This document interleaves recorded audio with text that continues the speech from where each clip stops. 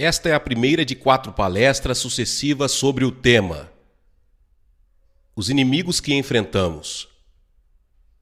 Eu confio que todos nós que estamos comprometidos com Jesus aqui esta noite realmente percebemos que enfrentamos inimigos, porque é uma situação muito perigosa ter inimigos poderosos e ativos trabalhando contra você, e nem mesmo estar ciente de que você tem esses inimigos. Os inimigos que enfrentamos não são pessoas de carne e osso, mas são seres espirituais invisíveis.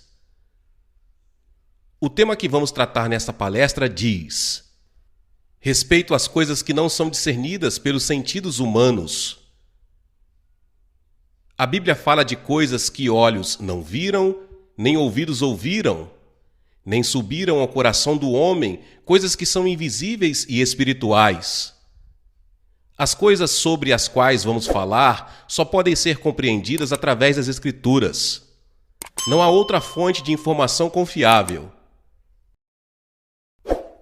Muitas pessoas imaginam, eu acho, que as coisas que vemos, tocamos, ouvimos e saboreamos são as coisas verdadeiramente reais. Na verdade, ao longo dos tempos, os filósofos chegaram à conclusão de eles são temporários, são impermanentes e muitas vezes são enganosos. Você não pode confiar em seus sentidos. É incrível quantos filósofos diferentes ao longo dos tempos chegaram a essa conclusão. A Bíblia diz o mesmo. Paulo diz que as coisas que são vistas são temporárias. As coisas que não se veem são eternas. Em outras palavras, as coisas do mundo dos sentidos são apenas temporárias. Elas são apenas parcialmente reais, elas não se sustentam. Mas as coisas do mundo espiritual que não podemos ver, que não podemos perceber com nossos sentidos, são as coisas verdadeiramente reais, são as coisas que perduram.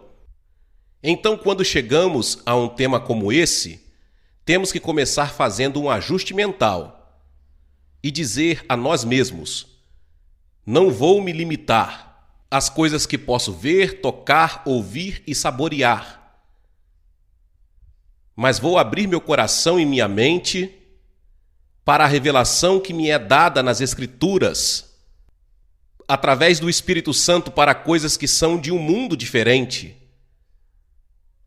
Paulo orou pelos cristãos de Éfeso para que Deus lhes desse um espírito de sabedoria e revelação no conhecimento dele. E eu oro para que por nós aqui, que Deus nos conceda, ao abrirmos nossos corações à sua palavra, um espírito de sabedoria e revelação. Porque estamos lidando com coisas que só podem ser conhecidas por revelação. O que vamos lidar, em essência, são dois reinos opostos, que estão em guerra um com o outro, mas não são reinos naturais, como Grã-Bretanha e Suécia ou outras nações, mas são reinos espirituais invisíveis. Um é o reino de Deus e o outro é o reino de Satanás. Eu gostaria de começar lendo em Mateus capítulo 12, apenas 2 versículos 26 e 28. Jesus havia sido acusado pelos fariseus de que ele era capaz de expulsar demônios porque ele estava em aliança com o príncipe dos demônios, que é chamado Beelzebu. E ele apontou para eles que era uma explicação muito ilógica e não poderia ser verdade. Ao apontar isso para eles, ele disse essas duas coisas. Em primeiro lugar, no versículo 26, se Satanás expulsa Satanás, ele está dividido contra si mesmo. Como então seu reino permanecerá? Então Satanás tem um reino como o próprio Jesus indicou. Muitos cristãos, eu acho, acham difícil entender isso.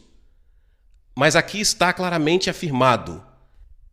E então, 2 versículos adiante, Jesus diz: Mas se eu expulso demônios pelo Espírito de Deus, certamente o reino de Deus chegou sobre vocês. Existe o outro reino, o reino de Deus. Aqui estão dois reinos espirituais invisíveis, o reino de Deus e o reino de Satanás. E Jesus aponta que há um aspecto particular de seu ministério que traz os dois reinos à tona, e que é a expulsão de demônios por seu poder e autoridade.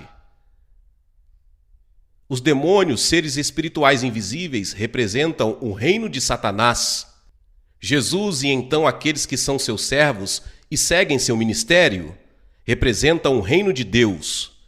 E na expulsão de demônios, o confronto visível do reino de Deus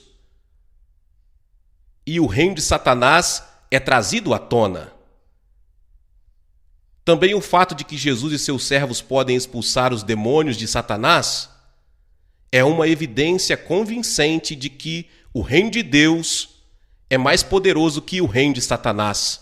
Pessoalmente, acredito que é por isso que Satanás particularmente não gosta e se opõe ao ministério de libertação, porque traz à tona coisas que ele prefere manter em segredo e também demonstra que o reino de Jesus é mais poderoso que o seu.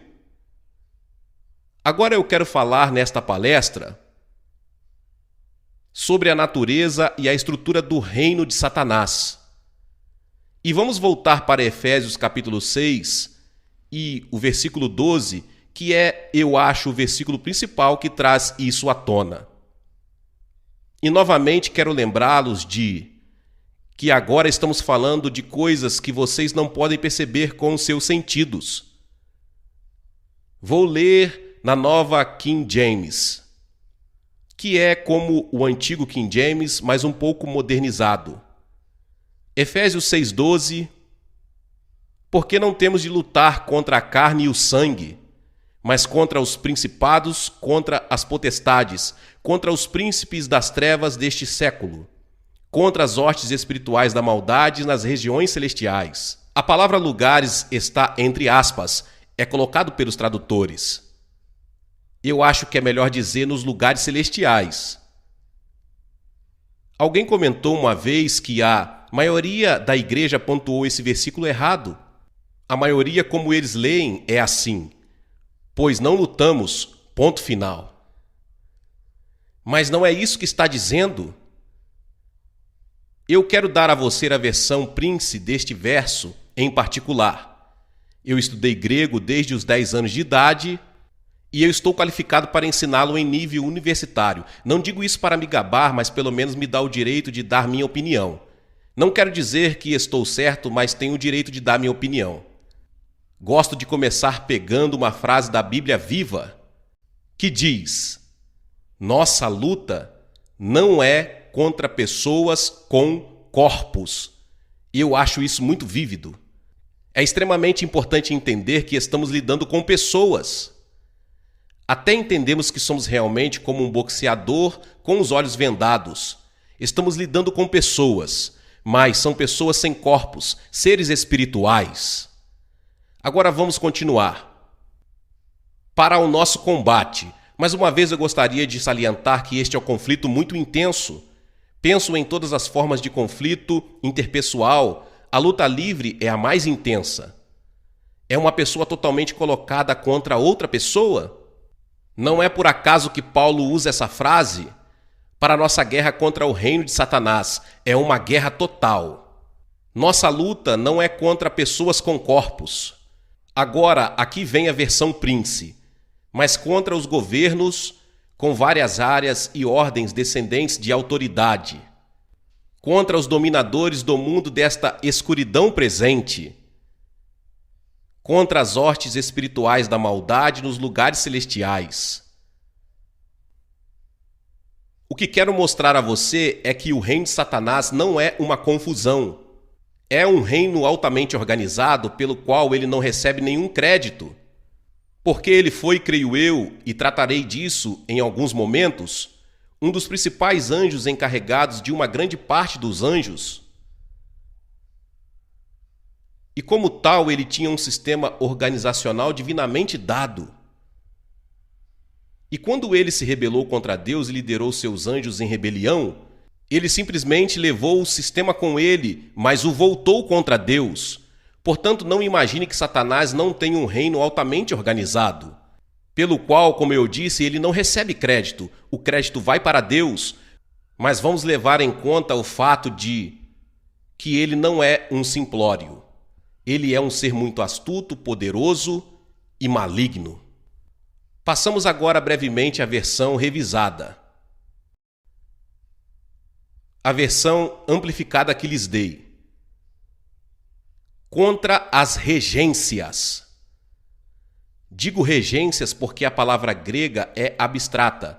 Não são governos, embora a maioria das traduções modernas digam isso, é regências. É um certo nível de autoridade espiritual no reino de Satanás, que é o nível de regências.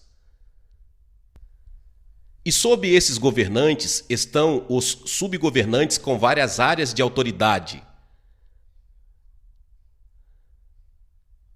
E sob eles estão subgovernantes com áreas menores de autoridade. Assim, um governo tem uma grande área de autoridade. Sob ele estão os governantes menores, cada um dos quais tem uma pequena parte disso. Abaixo deles estão os governos menores, que têm áreas menores de autoridade. Tudo bem, essa é a primeira foto, e daqui a pouco, voltando ao Antigo Testamento, darei alguns exemplos bem claros de como funciona. Então diz, contra os dominadores do mundo desta escuridão presente. Eu deliberadamente escolhi usar a palavra dominar, porque é uma palavra satânica. Deus nunca domina. Onde você encontra a dominação, em algum lugar por trás dela está Satanás. E a ambição, desejo e estratégia de Satanás é chegar ao lugar onde ele domina este mundo inteiro. Mas ele vai dominá-lo com um sistema de escuridão.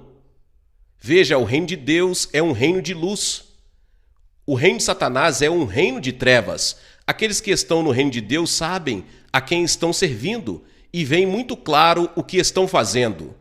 Aqueles que estão no reino de Satanás, a maioria deles nem sabem a quem estão servindo, nem sabem o que realmente estão fazendo. E então a terceira frase é: contra as hostes espirituais da maldade nas regiões celestiais. Exércitos inteiros de seres espirituais perversos, poderosos e rebeldes. Em um reino que é chamado de celestial. Tem sido uma espécie de tradição aceita na igreja que Satanás está no inferno. A maioria das pessoas pensam assim. Meu comentário sobre isso seria bom se fosse verdade, mas não é. E não há nenhuma garantia nas Escrituras para assumir isso. Agora vamos voltar a isso em apenas alguns momentos, mas vamos considerar brevemente como esse reino satânico surgiu. Quero abrir o capítulo 14 de Isaías e ler alguns versículos ali.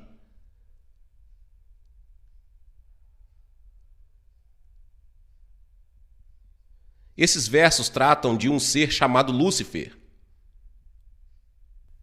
A palavra Lúcifer, de raiz latina, significa aquele que traz luz, um ser brilhante. O hebraico é Elei Tachahá, que é a estrela da manhã. De qualquer forma, qual seja a forma ou o nome que você use, significa uma pessoa muito brilhante e gloriosa. Agora a palavra arche, novamente, de uma raiz grega, não se preocupe com tudo isso, significa governar. Assim, um arcanjo é um anjo governante, um anjo que governa os outros. A mesma palavra ocorre em arcebispo. Um arcebispo é um bispo que governa outros bispos. E aqui temos, creio eu, uma foto de um dos principais arcanjos das hostes celestiais de Deus. Seu nome era Lúcifer, e ele foi chamado assim porque ele era tão glorioso e tão bonito. Mas ele cometeu um erro triste. Ele se rebelou contra seu Criador. e procurou se igualar a Deus. Muito interessante, temos uma comparação entre Lúcifer por um lado e Jesus por outro. Lúcifer era um ser criado não igual a Deus. Ele buscou a igualdade com Deus e caiu. A respeito de Jesus, diz em Filipenses capítulo 2, ele não pensou que a igualdade com Deus fosse algo a que se agarrar. Ele o tinha por direito divino, mas ele se humilhou e Deus o exaltou. Agora vamos olhar para esta pequena imagem aqui, começando no versículo 12. Como você caiu do céu, ó Lúcifer, filho da alva, estrela da manhã, como você é derrubado no chão, você que enfraqueceu as nações, agora temos a motivação da rebelião de Lúcifer. E nos versículos seguintes temos a frase, eu vou 5 vezes. É a vontade da criatura contra a vontade de Deus. A palavra chamada é rebelião. Pois você disse em seu coração, lembre-se de que Deus sabe o que dissemos em nossos corações. Você disse em seu coração que subirei ao céu, estou subindo. Eu exaltarei meu trono acima das estrelas de Deus. Eu também me assentarei no monte da congregação, nas extremidades do norte. Eu subirei, você percebe, a coisa toda está subindo. Acima das alturas, nas nuvens, eu serei como o Altíssimo. O Altíssimo é Deus Todo-Poderoso, e a palavra significa também serei igual a Deus. Assim, a ambição de Satanás era elevar-se a uma posição de igualdade com Deus. Ele estava motivado porque era tão sábio e tão bonito e tão glorioso que disse a si mesmo, eu poderia ser como Deus. Minha opinião pessoal, e esta é apenas uma opinião, é que ele motivou os anjos que estavam sob sua responsabilidade a se juntarem a ele na rebelião. Eu apenas imagino isso. Se você pode imaginar esse tipo de coisa acontecendo no céu, tudo isso começou no céu. Acredite ou não, mas começou. Posso imaginá-lo indo até os anjos que estão sob seu comando e dizendo, agora você realmente tem talento, você é extraordinariamente talentoso. Deus realmente não aprecia tudo o que você tem. Mas se eu tivesse no comando, veja, eu lhe daria a posição que você realmente merece. E aparentemente, novamente, isso não é necessariamente uma questão de inferência, eliminou a lealdade de 1/3 dos anjos a Deus e os atraiu com ele em sua rebelião e em sua queda. E assim Deus diz, você será lançado para os lados da cova. Vejamos também o que é dito em Ezequiel capítulo 28, onde obtemos outra imagem desse mesmo ser notável. Ezequiel capítulo 28 tem 2 seções. Cada um deles é uma lamentação ou um pronunciamento de aflição. A primeira é sobre o príncipe de Tiro, a segunda é sobre o rei de Tiro. Agora, se você estudar o capítulo em detalhes, o que não temos tempo de fazer, você descobrirá que o príncipe de Tiro era um ser humano. Afirma-se muito clara que era um homem, embora afirmasse ser Deus. Por outro lado, é muito óbvio, ao lermos a descrição do rei de Tiro, que ele não era um ser humano. E temos aqui um pequeno quadro interessante de como o reino de Satanás opera. Temos o governante humano, o príncipe de Tiro, mas atrás dele, no reino invisível, temos o governante satânico, o rei de Tiro. E em certo sentido, o governante humano não é muito mais do que uma marionete, que se move conforme as cordas do reino invisível ditam seus movimentos. Quando você começa a ver essas verdades, história e política assumem um significado muito importante. Eu acho que muitos dos chamados grandes homens da história eram simplesmente fantoches satânicos que foram movidos por cordas invisíveis do reino de Satanás para fazer as coisas que eles fizeram. De qualquer forma, vejamos um pouco do que A palavra de Deus diz sobre este segundo ser, começando em Ezequiel 28, versículo 12. Você era o selo da perfeição, cheio de sabedoria e perfeito em formosura. Você estava no Éden, o jardim de Deus. Toda pedra preciosa foi a sua cobertura: o sárdio, o topázio, o diamante, berilo, ônix, jaspe, safira, turquesa, esmeralda, ouro. Um ser resplandecente, totalmente glorioso. A obra de seus tamborins e flautas foi preparada para você no dia em que foi criado, também um mestre de música. Há muitos professores da Bíblia que acreditam que Satanás, digamos Lúcifer, ainda não havia mudado seu nome na época. Lúcifer foi responsável por orquestrar a adoração no céu. Acho importante saber que Satanás, como é hoje, sabe muito sobre música e usa a música como um de seus meios para cativar as pessoas. Continuo no versículo 14. Você era o querubim ungido que cobre. Que cobre o quê? O trono de Deus. Veja, a Escritura deixa bem claro que há um querubim e há querubins com suas asas estendidas, cobrem o próprio trono de Deus. Que posição de glória, de honra! Você estava no Monte Santo de Deus. Você andou de um lado para o outro no meio das pedras de fogo. Este não é um ser humano, você pode ver isso. Você foi perfeito em seus caminhos desde um dia em que foi criado. Deus o lembra, você foi criado. Você não é Deus, você é um ser criado. Você foi perfeito em seus caminhos desde o dia em que foi criado, até que a iniquidade foi encontrada em você. Prefiro usar a palavra rebelião. Até que você se tornou um rebelde. E então lemos no versículo 16. Pela abundância do seu comércio. Agora, a mesma palavra no livro de Provérbios é usada para um contador de histórias. É usado para um comerciante porque um comerciante vai e vem, apresentando suas mercadorias e vendendo-as, mas é usado por um portador de contos porque um portador de contos vai e volta contando histórias. Agora é por isso que meu pensamento é que Satanás andou por aí dizendo a seus anjos: bem, vejam, se eu tivesse essa posição, vocês seriam muito apreciados. Eu te promoveria, você teria a autoridade que realmente merece. Então essa é apenas a minha opinião, mas digamos, pela abundância de suas manipulações, seus esquemas, suas conspirações, você se encheu de violência interior e pecou. Por isso eu te lancei como uma coisa profana do monte de Deus, e eu te destruí, ó querubim protetor do meio das pedras de fogo. Observe-o, portanto. O que então indica o julgamento de Deus sobre a rebelião? E então temos a verdadeira motivação de Satanás ou Lúcifer. Vamos chamá-lo de Lúcifer até que ele se torne Satanás. Versículo 17. Seu coração se elevou por causa de sua beleza. Você corrompeu sua sabedoria por causa de seu esplendor. Qual foi a motivação inicial de Satanás? Qual foi o primeiro pecado?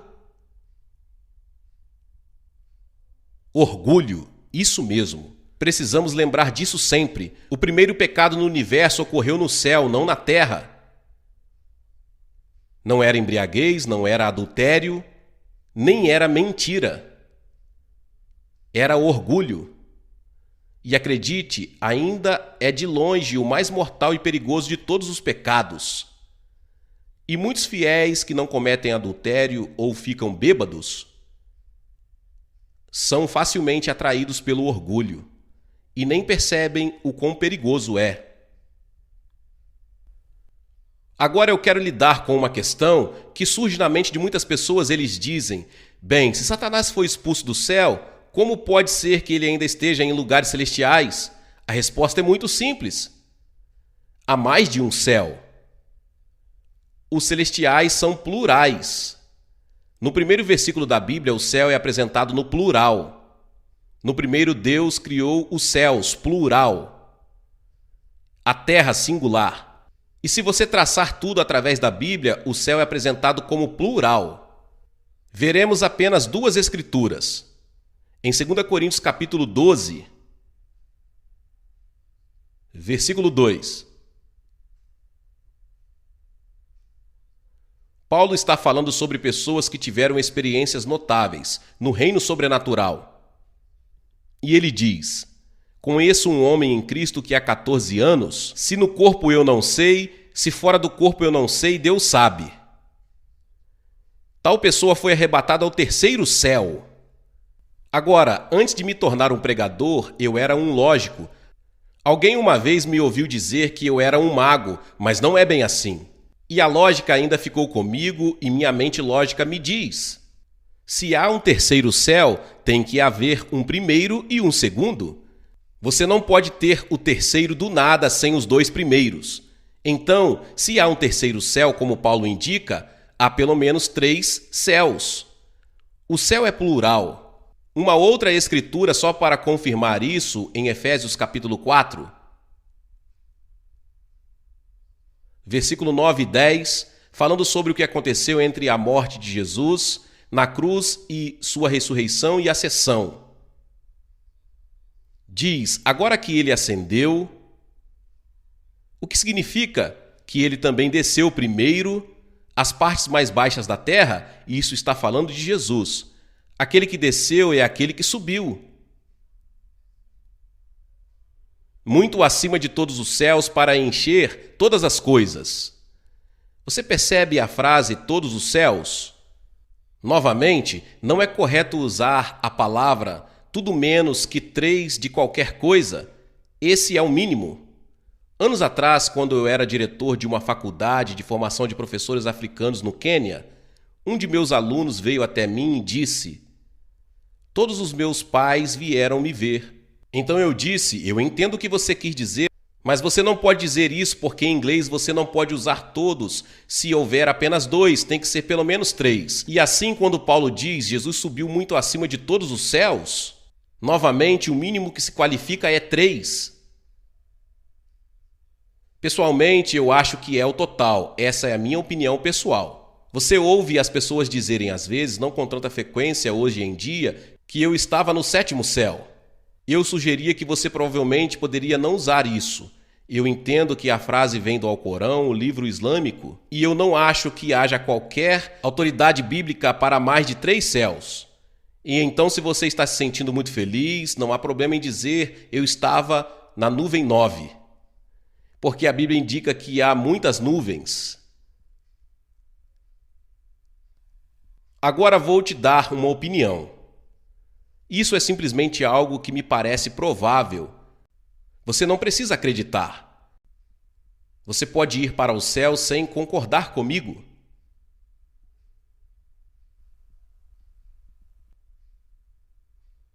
Eu creio que o terceiro céu, no qual este homem Paulo sabia que foi arrebatado, é o céu da presença de Deus, a habitação de Deus. E ali, diz ele, ouviu palavras indizíveis, as próprias palavras do próprio Deus. Agora estou inclinado a acreditar que o primeiro céu é o céu visível que vemos. E então o segundo deve estar entre o primeiro e o terceiro, em algum lugar entre nosso planeta e o céu da morada de Deus. Existe outro céu. Esta é novamente a minha opinião. Acho que há muitas coisas na Bíblia que confirmam isso e em nossa experiência. Portanto, entre nós e Deus, há um reino satânico. Acho que isso tem muito a ver com coisas que acontecem em nossas vidas. Tenho certeza que você já ouviu a frase orando. Orando através de quê?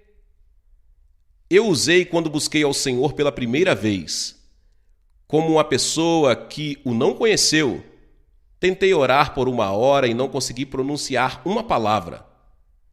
Eu estava orando seriamente e então, de alguma forma, eu rompi. Eu acredito, olhando para trás, eu quebrei as forças satânicas que estavam se opondo a mim, entrando em contato pessoal direto com Jesus. Esse foi o ponto de virada em toda a minha vida. Então, não riam dos pentecostais dos velhos tempos que falam sobre orar completamente. Alguns dos seus métodos podem ser um pouco mais convencionais, mas a verdade está aí. Isso faz parte da nossa guerra espiritual. Darei alguns exemplos em apenas alguns minutos. Mas acho que se você começar a perceber que existe um reino oposto entre você e Deus, isso fará muito mais sentido em sua experiência espiritual. Ele lhe ensinará lições de oração. Quero voltar agora para o livro de Daniel, que contém muitas informações úteis nessas áreas. Eu quero pegar um incidente na vida de Daniel que acredito ilustra os princípios que estou tentando trazer à tona. O capítulo que quero ver é o capítulo 10. E se você estiver realmente interessado, em seu próprio tempo você precisa estudar este capítulo cuidadosamente, mas para economizar tempo não vou ler o capítulo inteiro. Eu só vou te dar um breve histórico.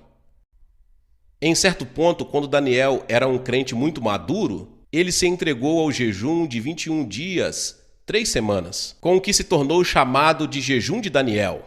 E ele não se abstinha de todas as formas de comida, mas comia apenas alimentos básicos muito simples e não tomava vinho, nem bebidas extravagantes. Como diz na Bíblia Viva, claro que não há sobremesas. Ele estava buscando seriamente a Deus para uma compreensão do futuro destino de seu povo, o povo judeu. E por 3 semanas ele orou e nada aconteceu. Veja esta ilustração do que eu estou falando. E então um ser celestial maravilhoso, poderoso, veio com a resposta à sua oração. Tão poderosa era a presença desse ser que as outras pessoas com Daniel simplesmente fugiram aterrorizadas. E Daniel foi deixado absolutamente desprovido de força física. Exatamente como João mais tarde, quando viu Jesus depois da ressurreição e ascensão e caiu aos seus pés como um morto. Mas este anjo veio com a resposta à oração de Daniel. Ele havia sido enviado por Deus. O ponto que quero enfatizar é: no primeiro dia em que Daniel começou a orar, o anjo foi enviado. Mas ele não chegou até 3 semanas depois, porque no caminho do trono de Deus, para a presença de Daniel na terra, ele encontrou oposição satânica. A oposição que ele encontrou não era de seres humanos. Nenhum ser humano pode resistir a um anjo assim. Não estava na terra, não estava no céu de Deus, mas estava em alguma área entre o céu de Deus e a terra. E eu creio a área do reino de Satanás. Em outras palavras, o anjo teve que romper o reino de Satanás para chegar com a mensagem que Deus o havia enviado. E é isso que ele diz. E ele vai falar sobre certos seres, um chamado príncipe da Pérsia, outros chamados reis da Pérsia, e mais tarde o príncipe da Grécia. E ao olhar para este, você verá que nenhum deles era um ser humano. São todos seres angélicos, anjos satânicos, que fizeram o possível para se opor à vinda do anjo a Daniel. Deixe-me apontar algo que eu acho emocionante. A oração de Daniel colocou todo o céu em movimento. Isso colocou o anjo de Deus em seu caminho e instigou os anjos de Satanás a se oporem. E Daniel teve de orar até o fim. Ele teve que esperar por 21 dias antes de obter a resposta.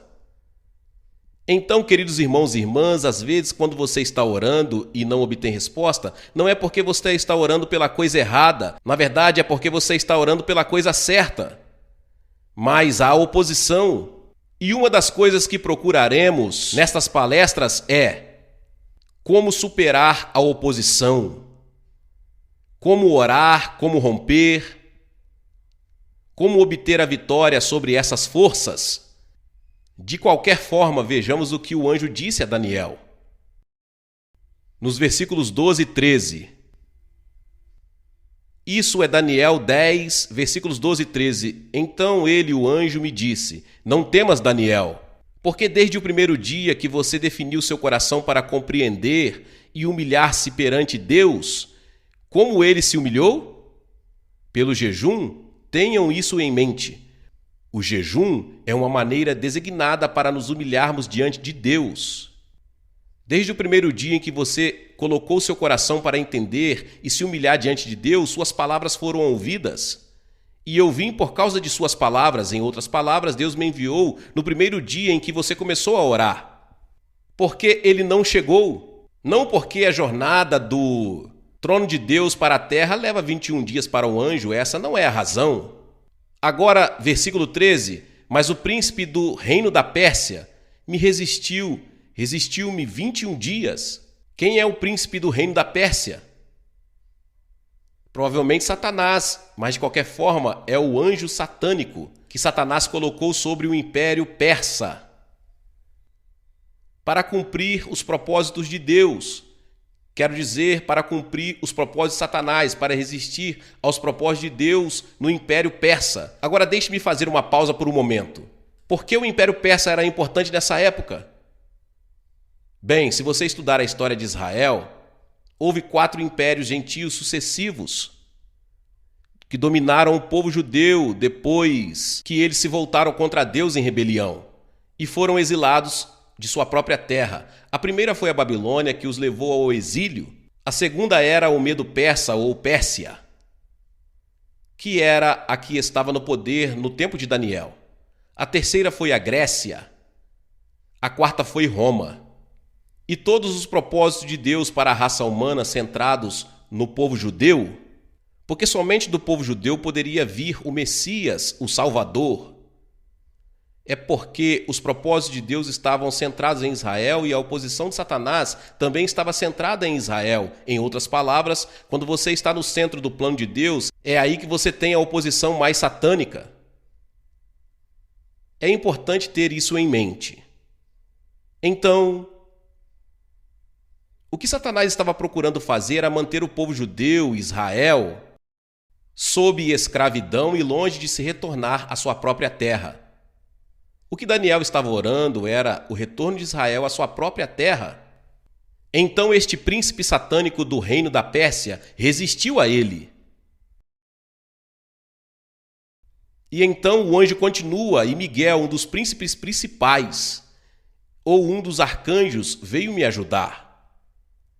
Portanto, este anjo não poderia romper sozinho. Esta é realmente uma imagem fascinante. E por que Miguel veio? Qual o trabalho particular de Miguel entre os arcanjos? Ele tem uma missão muito importante. Mantenha seu dedo em Daniel 10 e volte por um momento para Daniel 12, versículo 1. Daniel 12, versículo 1. Naquele tempo se levantará Miguel, o grande príncipe, que é o arcanjo, que vigia os filhos do seu povo. Quem são os filhos do seu povo quando Daniel está sendo abordado? O povo judeu, isso mesmo. Então, sempre que Miguel está no centro, você pode ter certeza de que o povo judeu é o centro do palco da história, porque sua tarefa particular é vigiá-los, protegê-los das tentativas de Satanás de destruí-los, que foram, como todos sabemos, muitos numerosos. Voltamos a Daniel capítulo 10 e versículo 13. O anjo concluiu com: fui deixado sozinho lá com os reis da Pérsia. Agora, reis é plural, e acho que, contrariamente ao nosso uso habitual, o príncipe era o governante supremo e os reis estavam sob ele. Então havia um príncipe e sob ele vários reis. Foi o que eu disse. Governantes com várias áreas e em ordens decrescentes de autoridade. Quais eram os trabalhos desses reis? Não temos nenhuma palavra de Deus, mas eu pessoalmente acredito que, por exemplo, temos a Grã-Bretanha. Satanás tem um príncipe sobre a Grã-Bretanha que não duvido que tenha. De forma alguma duvido disso. Sob esse príncipe maior há governantes menores, que provavelmente dominam cada uma das principais cidades da Grã-Bretanha. Como pregador circulando, aprendi por experiência a colocar minhas antenas quando chego a uma cidade e tentar discernir qual é o poder satânico específico sobre aquela cidade em particular. E então, no reino persa, havia muitos grupos étnicos diferentes. E estou inclinando a acreditar que há um poder satânico sobre cada grupo étnico principal.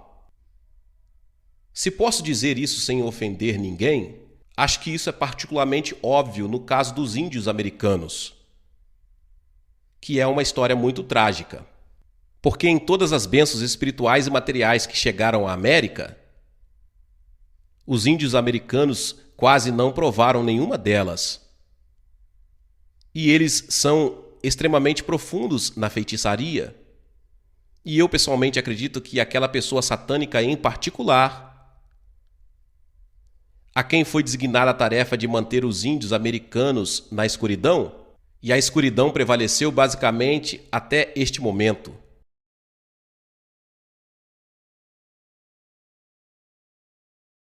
Glória a Deus, louvado seja o nome do Senhor, que palavra poderosa. Talvez você chegou até aqui e ouviu esta palavra e ainda não é inscrito aqui no canal. Se inscreva aqui no canal e ative o sininho das notificações. Todos os dias são postados vídeos abençoados aqui no canal para te abençoar. Deixe também o seu like e não se esqueça de compartilhar esta palavra com mais pessoas. Meus irmãos e minhas irmãs, nos vemos nos próximos vídeos. Amém.